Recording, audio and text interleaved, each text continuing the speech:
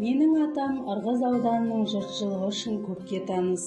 Көп жылдар бойы өрт сөндіру саласында еңбек етіп, зейнет жасына шыққанда бақша өсіру, мал өсірумен айналысқан. Атам немерелеріне ниет етіп, бір дорба асық жинап, немерелер бойында қазақылық сақталсын деген тілек болыпты. Әулет кенжесінің баласы Санжар жасы биыл 4-те.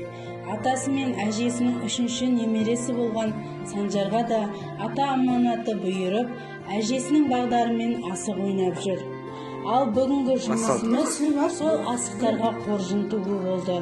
Ол үшін бізге қажетті құралдар: тігін машинасы, жіп, қайшы, ою сызбасы, қазіргі ханзадалық матаның ақ-қызыл түстері, лента, ыстық желім қажет болды.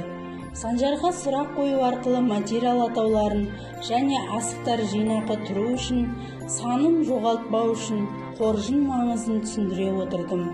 Алдымен матаға ою сызбасын түсіріп, бір жақ бетіне қошқар мүйіз, бір жақ бетіне заморфтық үлгідегі құс бейнесін алдым.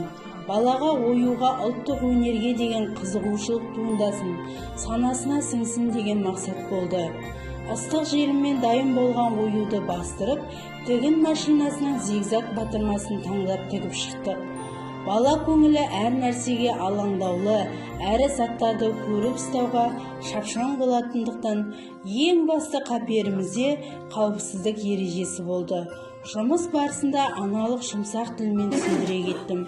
Дайын болған қоржынға Санжарға асықтарын өзіне санау арқылы салдыра отырып, жұмыс атауын айттым.